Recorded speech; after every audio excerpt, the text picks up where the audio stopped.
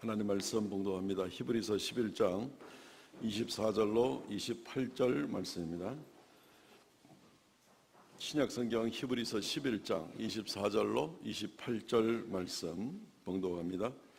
믿음으로 모세는 장성하여 바로의 공주의 아들이라 칭함받기를 거절하고 도리어 하나님의 백성과 함께 고난받기를 잠시 죄악의 낙을 누리는 것보다 더 좋아하고 그리스도를 위하여 받는 수모를 애굽의 모든 보화보다 더 큰 재물로 여겼으니 이는 상주심을 바라봄이라. 믿음으로 애굽을 떠나 왕의 노함을 무서워하지 아니하고 곧 보이지 아니하는 자를 보는 것 같이 하여 참았으며 믿음으로 유월절과 피 뿌리는 예식을 정하였으니 이는 장자를 멸하는 자로 그들을 건드리지 않게 하려 한 것이며. 아멘. 28절 말씀까지 봉독하였습니다. 믿음의 선택이라는 제목으로 말씀을 증거하겠습니다. 믿음은 우리가 잘 아시는 대로 하나님의 선물입니다. 그리고 이 믿음은 신비한 것이고 이 믿음은 놀랍게도 자라나는 것입니다. 그렇기 때문에 믿음은 방치해 두면 방치한 화분이 금방 시들어 버리듯이 우리의 믿음의 속에 있는 이 기쁨과 새로운 것들이 금방 시들어 버릴 수가 있습니다. 늘 우리가 믿음을 잘 돌봐야 되는 겁니다. 믿음의 세계는 어떤 면에서는 한번 자전거 타는 것과도 좀 비유를 해볼 수가 있습니다. 요즘 이제 가을철 시작되면서 혹시 자전거 타고 바깥에 나가는 거 좋아하시는가 모르겠습니다. 저도 자전거 안 탄 지는 몇십 년 됐습니다만은 한때 자전거를 좀 이렇게 즐겨 탔죠. 초등학교 때부터 자전거 누구나 배우듯이 다 그래 배웠으니까 처음에 자전거 타는 게 힘들죠. 중심 잡기 제일 힘들죠. 이론상으로는 바퀴 두 개밖에 없는 게 중심 잡기는 정말 이제 힘듭니다. 처음엔 두렵고 넘어질까 싶고 또 넘어지기도 하고 또 한 3m 가도 넘어지고 10m 가도 넘어지고 그러다가 이제 중심을 잡기 시작을 합니다. 점점 익숙해지면 어떻게 됩니까? 한 손 놓고 타기 시작합니다. 그때부터 아주 본격적인 재미를 누리게 되죠. 이 가을 바람에 제방독이나 이렇게 자전거 타고 다니면 기분 좋습니다. 이제 뭔가를 아는 겁니다. 두 바퀴밖에 없지만 어떻게 중심을 잡고 나가는 것을 아는 겁니다. 그러다가 좀 더 익숙해지면 어떻게 됩니까? 어떤 분들은 저도 몇 번 해본 적이 있는데 두 손 다 놓고 자전거 탑니다. 그죠? 몸으로만 자전거를 탁 이렇게 움직이는데 그게 돼요. 그게 돼. 아주 스릴이 넘치는 처음 자전거를 배울 때는 생각도 하지 못하던 그런 아주 멋진 장면들을 우리가 즐길 수가 있습니다. 연습이 된 겁니다. 믿음의 훈련도 이와 같다고 볼 수가 있습니다. 처음에는 눈에 안 보이는 하나님, 이루어지지 않은 일들에 대해서 믿고 나간다는 것 자체가 불안하기 짝이 없고 넘어지고 비틀거리고 맡겨드리지 못하고 이제 그런 모습이 있지만 그렇지만 하나님의 약속의 말씀을 믿고 한 번, 두 번 의지해보고 하나님께 맡겨드리면 하나님이 함께 하시는 것을 체험하게 됩니다. 그러나서는 점점 믿음이 말씀과 더불어서 자라나면서는 두려움 없이 하나님 앞에 과감하게 인생을 맡기는 단계로 성장하게 되는 것입니다. 그럴 때 우리는 정말 인생에 스릴이 있습니다. 정말 하나님께 딱 맡기고 나가고 나는 오직 주님의 원하시는 그 길로 살아갈 때 얼마나 놀라운 역사들이 내 삶에 일어나는지 인생의 스릴입니다. 자전거 타는 것하고는 비교가 되지 않을 그런 스릴이라고 볼 수가 있습니다.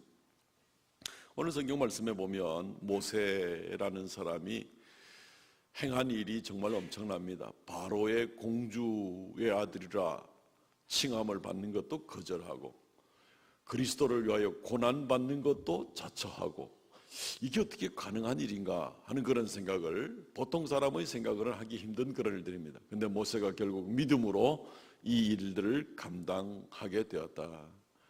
그냥 모세가 멍청해서가 아니라 정말로 모세가 더 높은 차원의 놀라운 것을 보게 되어서 이러한 삶으로 나가는 것을 보게 되는 겁니다. 모세가 그런 삶을 누렸으면 우리도 그런 삶을 누릴 수가 있겠죠.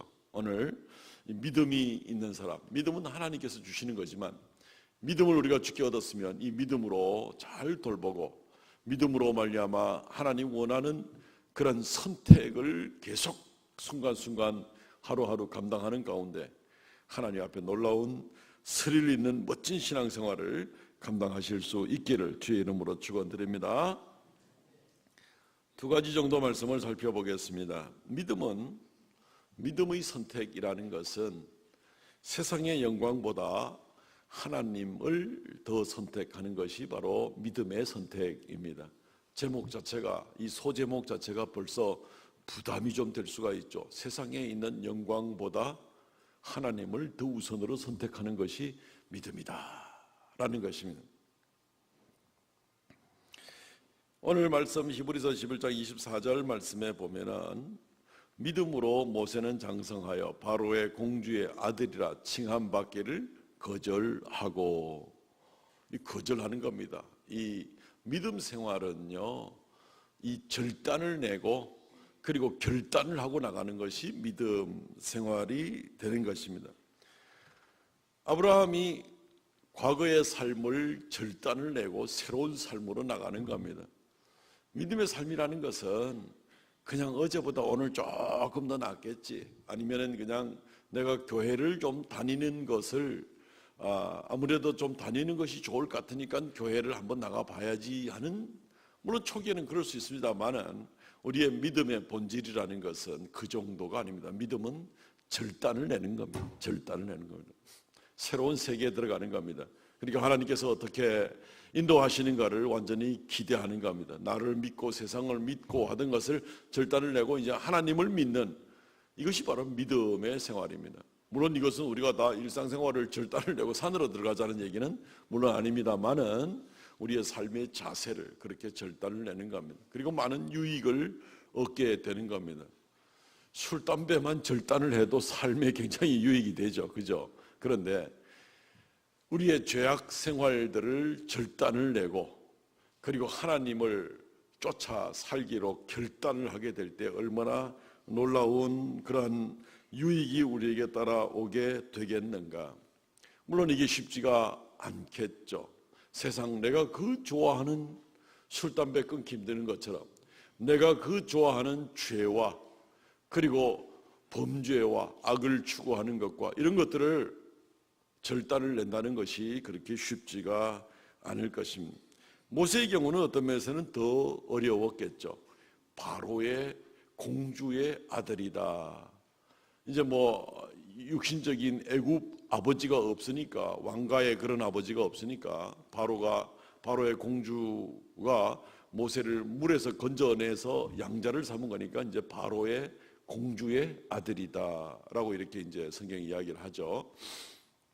그러나 어쨌든 그 길로 해서 계속 나가게 되면 모세는 잘하면 에집트의 왕도 바라볼 수 있는 그런 입장이 된 것입니다. 그런데 그걸 절단을 내고 내가 내 민족에게로, 하나님 믿는 백성에게로 돌아가겠다. 이게 정말로 어려운 그런 일이 될 수가 있습니다. 그러나 어쩔 수가 없죠.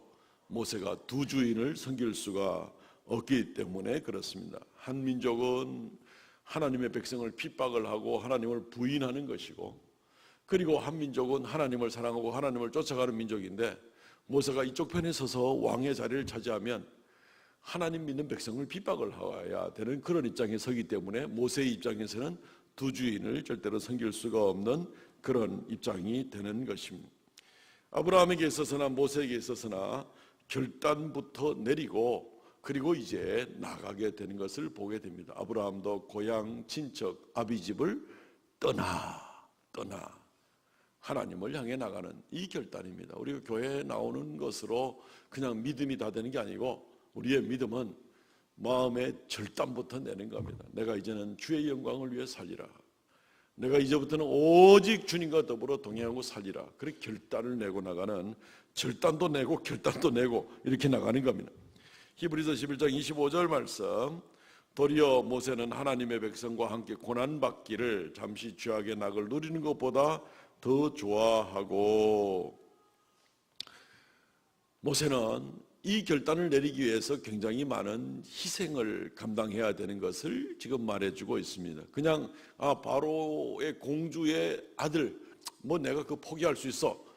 근데 그걸로 끝나는 게 아니라는 거죠. 왜냐하면 그거 버리고 하나님의 백성들로 돌아간다는 얘기는 고난이 따라온다는 것이 필연적이기 때문에 이거 버리는 것뿐 아니라 고난이라도 내가 불사하고 나는 이 편에 서겠다는 겁니다.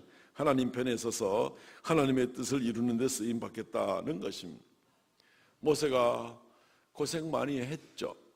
모세가 40세쯤에 결단을 내고 그렇게 해서 하나님을 쫓아간 다음에 모세의 인생이 한 80년 정도 더 살았습니다.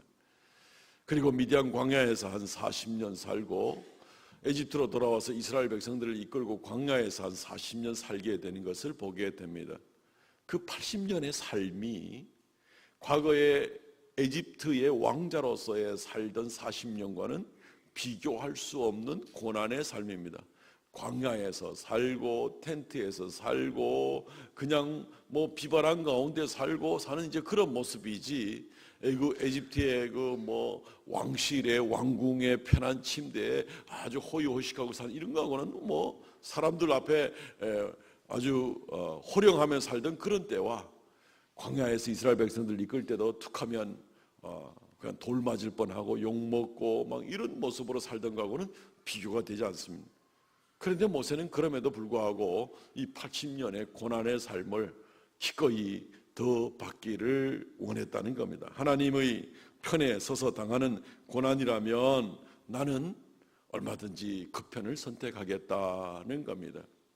교회에 나와서 예수를 믿을 때에 땅에서 얻는 영광이 무조건 동반될 거라고 생각하지 마시기를 바랍니다.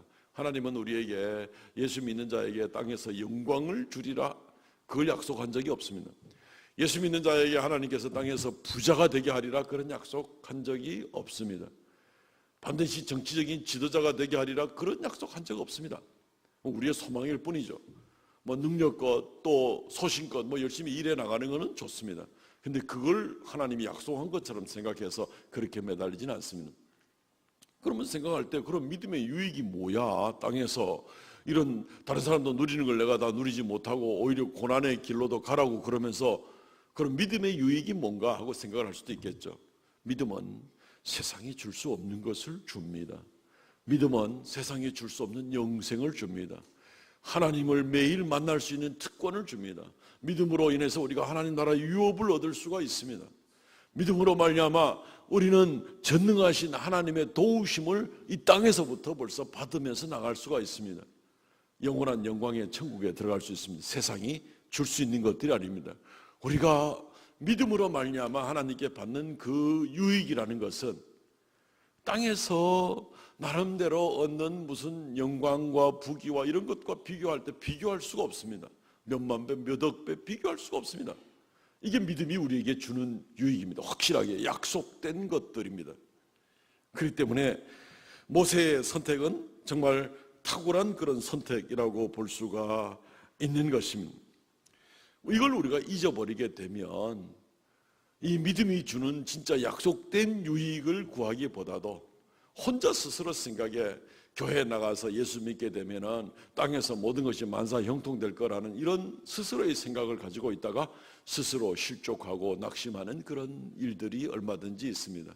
성경의 약속은 그렇지 않습니다. 땅에서 있는 것과 비교할 수 없는 놀라운 것을 우리에게 주는 겁니다. 영생이 없으면 땅에서의 누리는 모든 것들은 다 헛된 것이 되고 맙니다. 썩어질 것에 지나지 않는 거 아니겠습니까? 다른 모든 것들도 마찬가지입니다.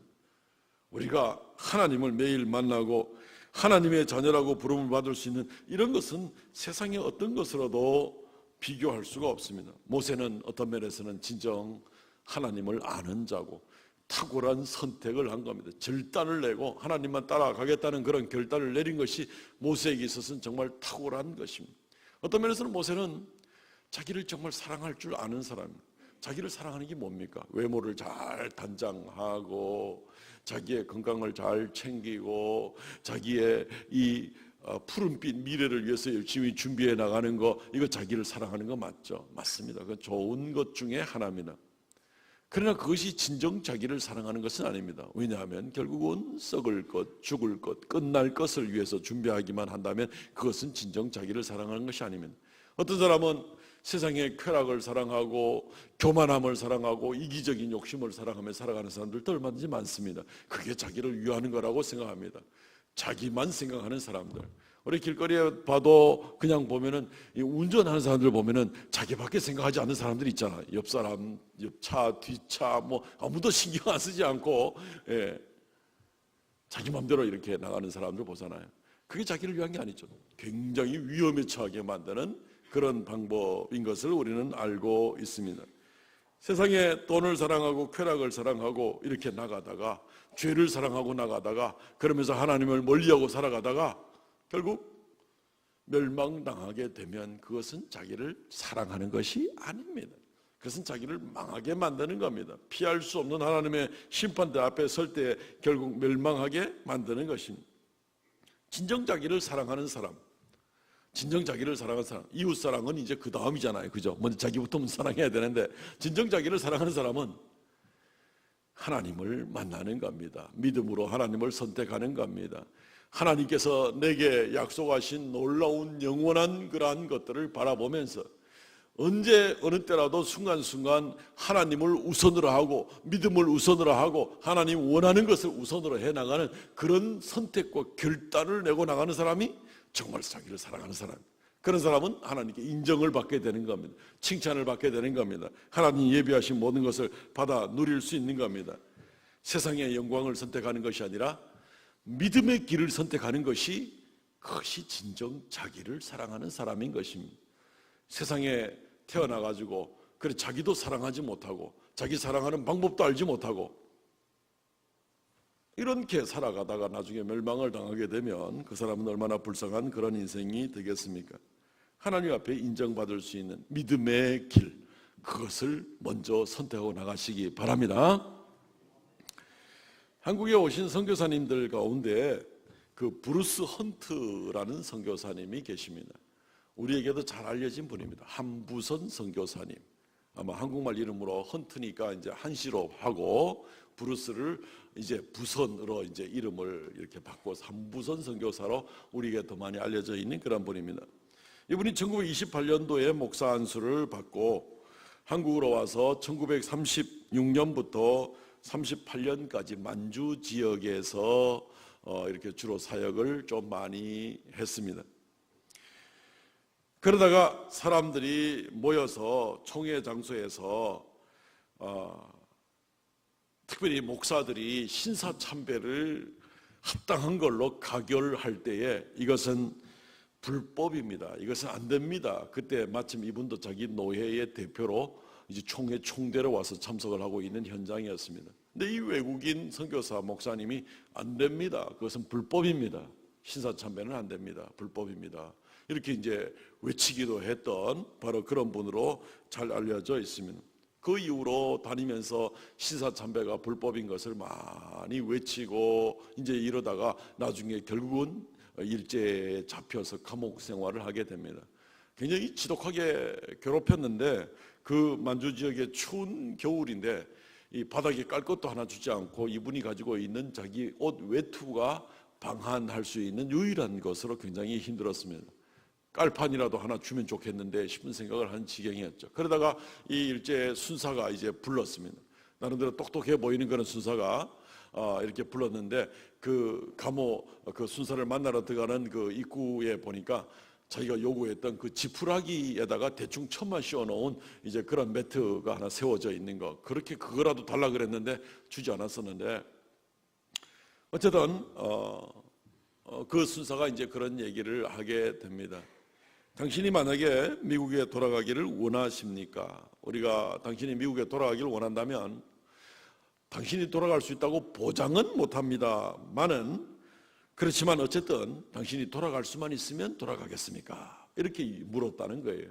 그 얘기는 뭐냐면은 당신이 신사참배 이 거부하는 거 이거 더 이상 안 하고 조용히 미국으로 돌아가겠느냐 하는 그 얘기가 되는 겁니다.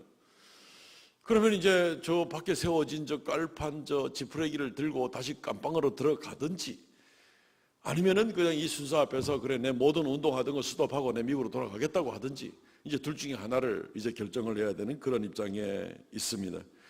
실제로 다른 몇몇 선교사들이 뜻을 같이 하다가는 이 집행유예를 시켜줄 테니까 미국으로 돌아가라 하는 이런 얘기를 듣고는 실제로 돌아간 그 미국 선교사들이 몇몇 있기도 했기 때문에 이 한부선 선교사도 이제 그런 유혹을 받게 된 것입니다.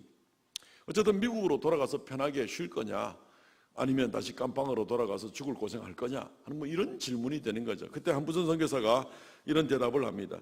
나 자신의 안전만 생각하며 나는 미국으로 돌아가고 싶습니다.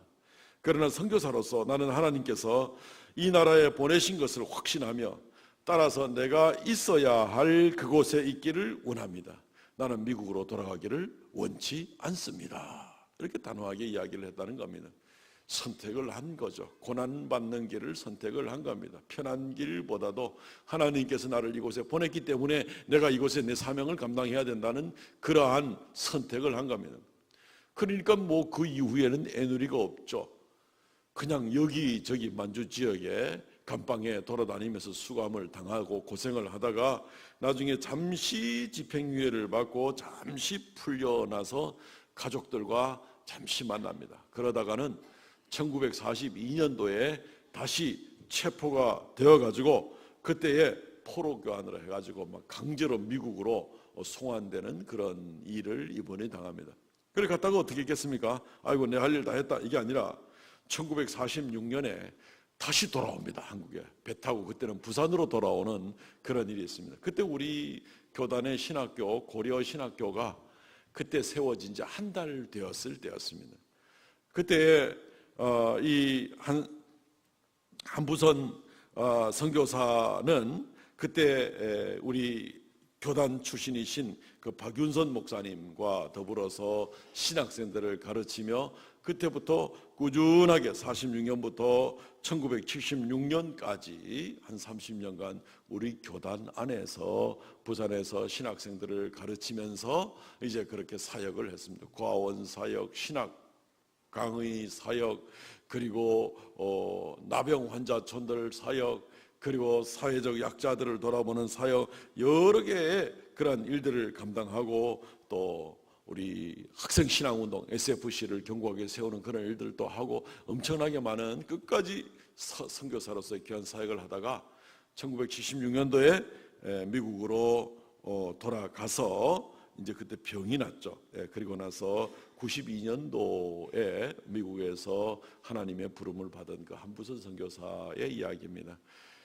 하나님의 보내심, 하나님의 부르심, 하나님을 위하여 당하는 고난을 나는 더 우선으로 섬기겠다고 한 그 명백한 일이냐. 뭐 모세니까 뭐 그 정도 하지 뭐 우리 보통 사람이야 뭐 그래 하나 우리야 다 적당하게 이렇게 어울려 살아야 되는 거 아닌가? 그렇지 않습니다. 많은 신앙의 선배들이 선택과 결단을 가지고 하나님 따르기를 주저없이 감당했던 것, 세상의 영광보다 하나님을 더 선택했던 그런 일들을 보게 되고 그들의 삶이 정말 해와 같이 빛나는 그런 모습들을 우리가 보게 되는 겁니다. 그러므로 사랑하는 성도 여러분, 믿음은 그냥 교회에 왔다 갔다 하는 것이 믿음이 아닙니다. 죄를 같이 먹고 마시면서 적당하게 나가는 것이 이건 믿음이 아닙니다. 믿음은 결단을 내고 결단을 내서 하나님을 쫓아가겠다는 것이 이것이 믿음입니다. 믿음은 하나님을 선택하는 겁니다. 이 모세의 믿음, 신앙의 선배들의 믿음을 본받아서 참된 믿음의 삶으로 잘 감당하시기를 바랍니다. 오늘 말씀 가운데 두 번째는 믿음은 세상을 두려워하지 않고 하나님을 두려워합니다. 세상을 두려워하지 않고 하나님을 두려워합니다. 우리는 본성상으로 세상을 참 많이 두려워하죠. 세상 가운데 있는 여러 가지들을 우리는 두려워합니다. 그런데 모세는 그렇게 하지 않았다는 겁니다. 오늘 말씀 히브리서 11장 27절, 28절 말씀에 보면은 특별히 20절 보겠습니다. 믿음으로 애굽을 떠나 왕의 노함을 무서워하지 아니하고 보이지 아니하는 자를 보는 것 같이 하여 참았으며, 모세는 눈에 보이는 왕을 두려워하지 않고 눈에 보이지 않는 하나님을 두려워해서 참았다라고 이렇게 이야기를 하고 있는 겁니다. 우리가 눈에 보이는 게 겁납니까? 눈에 안 보이는 게 겁납니까? 대답하지 마세요. 예, 잘못 대답 안 되니까 또. 보통은 눈에 보이는 게 겁납니다. 이 돈이 겁나잖아요, 돈이. 돈이 겁나니까 고속도로도 달리다 보면은 뭐 다 카메라 있으니까 다 속도 줄였다가 다시 또 달리고 다 그래 하대요. 보니까 이 돈이 겁나는 겁니다. 돈이 겁나는 겁니다. 죽음이 겁나는 겁니다. 인생 끝날까 싶어서 죽음이 겁나는 겁니다. 어떤 때는 사람이 겁나기도 합니다. 나보다 더 강한 자, 혹시 나에게 해를 끼칠까 봐, 아니면 내가 저 사람에게 잘못 보이면 내가 어떤 손해를 보게 될까 봐 사람을 겁내는 그런 모습이 있습니다. 상황이 겁납니다. 혹시 건강을 잃을까 봐, 혹시 내 가정에 어려운 일이 생길까 봐, 그 상황 때문에 두려워서 조바심하고 있는 그런 모습들을 보게 됩니다. 가난도 겁나고 무시당하는 것도 겁나고 우리는 눈에 보이는 것들이 많이 겁나는 그런 모습을 보게 되는 겁니다. 눈에 보이는 것을 겁내기로 치면 모세가 가장 두려워했어야 됐어요. 왜냐하면 모세는 에집트에서 떠날 때 그냥 떠난 게 아니라 사고치고 떠났잖아요. 애굽 사람을 한 사람 죽이고 도망갔잖아요. 예. 그리고 나가지고 지금 40년 만에 돌아와가지고 하는 소리가 지금 내 백성을 보내라 그러고 있잖아요. 지금 에집트의 국가 경제의 가장 근본이 될 수 있는 이 부분인데, 이 품값 안 줘도 되는 노예가 몇백만 명이나 되니까 이거야말로 국가 산업의 기반 아니겠습니까? 그런데 이 사람들을 데려가겠다는 겁니다. 그러니까 눈에 보이는 걸로 치면은 바로 왕이 이 모세는 가만둘 수가 없는 사람입니다. 그냥 뭐 공소시효를 떠나서 40년 전에 살인죄 저지른 것부터 묻기 시작해가지고 지금 이 모세가 도모하고 있는 이 일들을 바로 임금이 가만둘 수가 없는 겁니다. 세계 최강의 군대를 자랑하고 있는 바로는 눈에 보이는 존재입니다. 모세는 두려워할 수밖에 없습니다. 더군다나 모세는 지금 눈에 보이지 않는 하나님을 의지해서 하나님이 나한테 말했다. 그렇기 때문에 내가 말을 전한다. 그리고 이 백성들을 내가 이끌고 나가야 되겠다. 모세의 입장에서 눈에 보이는 게 더 두렵겠습니까? 눈에 보이지 않는 것이 더 두렵겠습니까? 얼마든지 모세는 눈에 보이는 게 더 두려울 수도 있습니다. 하다못해 하나님께서 천군 천사를 그냥 몇백만 천군 천사를 쫙 모세 뒤에 포진을 시켜놓고, 봐라, 나한테도 이만한 군대가 있다, 안 보이냐? 그러니까 한번 네가 겁먹고 물러날래? 뭐 이 협상이라도 좀 하죠, 그죠? 협상이라도 하죠. 우리 건축할 때 보니까 내고라도 치지. 내고, 이 협상이라는 말에서부터 왔죠. 그 니고시에이션이라는 말에서부터 왔는데, 어쨌든 이 뭐 협상이라도 하지. 근데 모세의 뒤에는 아무도 보이는 게 없어요. 아무것도. 천군 천사도 안 보이고 군대도 안 보여요. 눈에 보이는 건 바로의 군대입니다. 근데 모세가 여기서 큰 소리 치고 바로를 두려워하지 않을 이 일들이 그렇게 쉬운 게 아닙니다.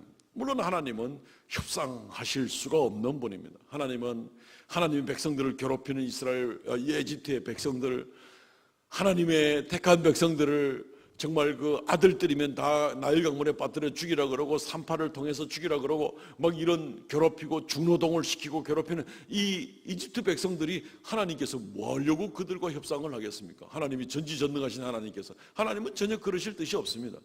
하나님께서는 테러리스트하고는 협상하지 않으시잖아요.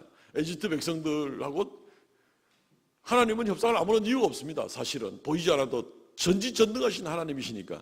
문제는 어쨌든 모세입니다. 하나님은 이런 엄청난 능력이 있으신 분인데 모세의 눈에는 지금 안 보이는 하나님, 눈에 보이는 바로의 이 막강한 군대 앞에서 모세가 당당하게 이 눈에 보이는 자들을 두려워하지 않고 눈에 보이지 않는 하나님을 두려워하면서 결단을 내고 나가는 일들이 그렇게 쉽지가 않다는 것입니다. 물론 모세는 하나님을 선택했죠. 세상을 두려워하기를 포기하고 하나님을 선택을 했습니다. 흔들리지 않는 모세의 모습입니다. 뭔가 믿는 게 있든지 아니면 바보든지 둘 중에 하나겠죠. 물론 모세는 믿는 게 있었습니다. 하나님께서 개인적으로 모세에게 보여준 여러 기적의 역사, 하나님의 말씀들, 그 가운데에서 모세는 철저하게 눈에 보이는 바로의 군대보다 눈에 보이지 않는 하나님의 능력과 하나님의 약속과 하나님의 말씀을 더 믿고 의지했던 것을 보게 되는 겁니다. 그리고 모세는 결단을 내렸습니다. 그 결과는 어떻습니까? 게임이 안 되는 거죠. 그냥 그 다음부터는 오로지 하고 에집트에 눈에 보이지 않는 하나님을 믿고 시작을 했는데 그 다음부터는 다 눈에 보이는 것으로 나타났잖아요. 10가지 재앙이 다 눈에 보이는 걸로 나타나게 되고 바로의 아들이 죽는 것부터 시작을 해가지고 전부 다 눈에 보이는 결과로 나타나고 홍해가 갈라지는 것이 눈에 보이는 것으로 나타나고 광야에서 만나가 내리는 것이 눈에 보이는 걸로 나타나고 이게 믿음의 사람의 순서입니다. 역사가 되는 순서입니다. 눈에 보이지 않더라도 하나님의 약속을 먼저 믿고 의지하고 나아가면 하나님께서 그 믿음을 보시고 역사하시되 눈에 보이게 나타나게 되는 것. 믿음은 바라는 것들의 실상이다. 믿음은 바라는 것들, 이게 믿음인 것입니다. 모세는 눈에 보이지 않는 하나님의 약속과 능력을 믿고 결국은 승리하는 인생을 살게 된 겁니다. 우리 성도들 차례입니다. 여전히 세상은 악한 모습이 있습니다. 여전히 우리 하나님은 눈에 보이지 않습니다. 여전히 하나님은 전지전능하십니다. 여전히 말씀하십니다. 우리가 그 사이에 끼어 있습니다. 우리의 문제입니다. 우리가 어떻게 나갈 것인가. 믿음으로 하나님 편에 서서 하나님을 선택하고 세상을 두려워하지 않으면서 그렇게 나갈 것인가, 아니면 세상을 두려워해서 하나님 앞에 슬금슬금 뒷전으로 물러나가는 그런 사람이 될 것인가. 우리 차례가 된 겁니다. 우리 각자 한 사람 한 사람이 결단을 하고 나가야 될 바로 그 차례가 우리 차례가 된 것입니다. 세상에 있는 경제, 사회, 건강에 대해서 두려워하고 사람을 두려워하고 죽음을 두려워하고 그런 적이 있습니까? 하나님을 두려워하시기 바랍니다. 그리고 하나님 편에 늘 서시기를 바랍니다. 두려움이라는 것은요, 일종의 습관성입니다. 사람 눈치 슬슬 보고, 그래서 심지어는 공의를 구부러지게 만들고, 이런 것들도 습관성인 겁니다. 재미있는 예가 하나 있는데요, 어떤 쥐가 한 마리 있었는데 고양이만 보면 무서워서 아무것도 못하고 벌벌벌벌 떠는 그런 쥐가 한 마리가 있었답니다. 이 모습이 너무 측은해서 어느 마술사가, 이건 순전히 지어낸 예가 되겠죠. 어쨌든 근데 한번 내용을 한번 들어보십시오. 어떤 마술사가 이 쥐를 불쌍히 여겨서 내가 너를 고양이로 만들어주면 안 되겠냐, 이래가지고 이 마술사가 쥐를 고양이로 만들어 줬답니다. 그러면 이제 고양이 앞에 안 무서워도 되겠지 생각을 했는데, 고양이가 된 쥐가 또 벌벌벌벌 떨더라는 거라. 이번에는 왜 떨는가 싶었지만 지나가는 개만 지나가면 그냥 겁을 먹고 벌벌벌벌 떨고 막, 그렇게 이제 멀리서 개 짖는 소리만 들려도 그냥 벌벌벌벌 떨더라는 거예요. 아, 그럼 네가 또 개를 무서워하는구나. 그럼 내가 너를 개로 만들어주면은 좀 더 안 떨겠냐, 이래가지고 그 마술사가 또 이 쥐를 개로 만들어줬다는 거 아니에요. 그러니까 그럼 이제 뭐 자기도 컹컹 짖으면 되니까. 근데 좀 이따 보니까 이 개가 된 쥐가 또 벌벌벌벌 떨더라는 거야. 보니까 호랑이 앞에 또 벌벌벌벌 떨고 막 정신을 못 차리더라는 거야. 그냥 비실비실거리고. 그럼 호랑이로 만들어주면 백수의 왕이니까 이제 겁 안 내겠네. 그래서 호랑이로 만들어졌더니만 이 쥐가 또 벌벌벌벌 떨더라는 거라. 보니까 이번에는 엽총 든 사냥꾼을 보면 벌벌벌벌 떨더라는 거라. 그래서 이 마술사가 보고 니는 안 되겠다 싶어서 도로 쥐로 만들어 버렸다는 얘기가 있습니다. 자, 이게 우스갯소리입니다. 우스갯소리지만 어떤 면에서 우리 속에 있는 이 두려움이라는 것이 습관성 아닌가요? 습관성 아닌가요? 그냥 매사만 보면, 조그마한 일만 보면 두려워서 벌벌벌벌 떨고 하나님 말씀도 잊어버리고 공의도 잊어버리고 당당함도 잊어버리고 믿음도 잊어버리고 그냥 벌벌벌벌 떠는 겁니다. 환경이 좀 어려울 때도 벌벌 떨고 좀 더 나아져도 벌벌 떨고 더 나아져도 벌벌 떨고, 습관성인 겁니다. 처음부터 아예 하나님만 두려워하기로 훈련을 해야 되는데 이 훈련이 안 되면 그냥 벌벌 떠는 겁니다. 이 벌벌 떠는 것을 커버를 하기 위해서 사람들은 별 변명과 별 타협과 온갖 일들을 다 할 수가 있는 것입니다. 그런데요, 마리 퀴리라는 분 아시죠? 퀴리 부인으로 보통 많이 알려져 있는 프랑스의 과학자죠. 이 사람이 방사성 원소인 플루토늄 그리고 라듐을 발견한 그 퀴리 부인, 뭐 자기 언니와의 사이에 공부하는 것 때문에도 많이 알려져 있긴 합니다만은 어쨌든 위대한 과학자입니다. 이분이 이런 얘기를 했습니다. 두려워해야 되는 것은 아무것도 없다. 이해해야 하는 것이 있을 뿐이다. 지금은 더 많이 이해해야 하는 때다. 그렇게 두려움을 없애야 한다. 두려워해야 할 것은 아무것도 없고 이해해야 할 때다. 우리 신앙에 한번 적용을 시켜보죠. 온 세상을 하나님 만드신 거 믿습니까? 하나님께서 주관하시는 거 믿습니까? 하나님이 섭리대로 운행하시는 거 믿습니까? 하나님이 자기 자녀들 사랑하시는 거 믿습니까? 이걸 우리가 분명히 이해하고 알고 있다면 우리 인생 가운데 우리를 두렵게 하는, 두렵게 보이는 것들을 우리가 정말 두려워해야 될 것인가? 아니면 내가 믿고 의지하는 하나님의 손에 모든 것이 달려있는 것을 분명히 깨닫고 이 하나님을 의지하고 두려움을 버려야 될 것인가?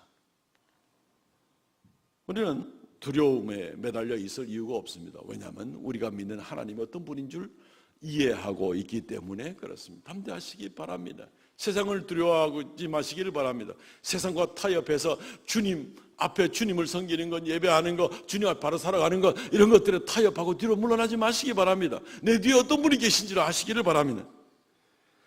페리 노블이라는 분은 이런 얘기했습니다. 두려움과 걱정을 극복하는 최선의 방법은 하나님을 바라보는 것이다.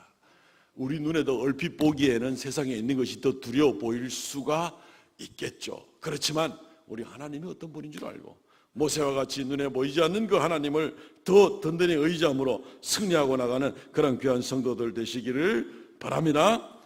하나님께서는 우리더러 나를 믿는 자는 죽어도 살겠고 살아서 나를 믿는 자는 영원히 죽지 아니하리라 약속하지 않습니까? 하나님께서는 하나님을 믿는 자녀들에게 하늘의 유업을 주겠다고 약속하지 않습니까? 하나님께서 우주의 주관자로서 하나님의 구원의 계획을 위해서 그의 자녀들을 인도하기 위해서 하나님께서 모든 세상을 그렇게 인도하시겠다고 하시지 않습니까? 두려워하지 말라는 겁니다. 두려워하지 말라는 겁니다. 그냥 우리가 어떻게 두려워해요? 세상이 우리가 뭐 바보야 안 두려워하게? 그게 아니죠. 우리는 하나님 어떤 분인 줄 알기 때문에 두려워하지 않는 겁니다. 더 놀라우신 능력의 하나님, 전지전능하신 하나님이 내 아버지요, 나의 주인이요, 나를 위하여 그 아들까지 보내신 그 하나님이기 때문에 우리가 그것을 알기 때문에 세상을 두려워하지 않는 겁니다. 그렇게 결단을 가지고 주님께 나아가면 하나님께서 모세를 칭찬하듯 우리를 칭찬하면서 때가 이를 때 참 잘했다, 수고했다, 내가 너 믿음을 오랫동안 지켜보았노라, 이렇게 주님께서 말씀하시지 않겠습니까? 말씀을 맺겠습니다. 사랑하는 성도 여러분, 믿음 가운데 사시기를 바랍니다. 믿음으로 산다는 것은 교회만 왔다 갔다 하는 것이 믿음으로 사는 것이 아니라 믿음으로 산다는 것은 순간순간 믿음의 길로 선택하는 것입니다. 세상의 영광보다는 하나님을 더 먼저 우선으로 선택하시기 바랍니다. 세상을 두려워하기보다는 하나님을 두려워하는 편을 선택하시기 바랍니다. 굳게 믿음으로 그렇게 담대함으로 승리하는 귀한 성도들 되시기를 주의 이름으로 축원드립니다. 아멘. 이 시간 통성을 한번 기도하겠습니다. 하나님, 우리에게 믿음을 주옵소서. 참된 믿음으로 담대한 믿음 갖게 하여 주옵소서. 세상에서 그리스도 예수께서 이기셨으니 우리도 이기는 자가 되게 하여 주옵소서. 자기 자신을 위해서 간절하게 한번 기도하겠습니다.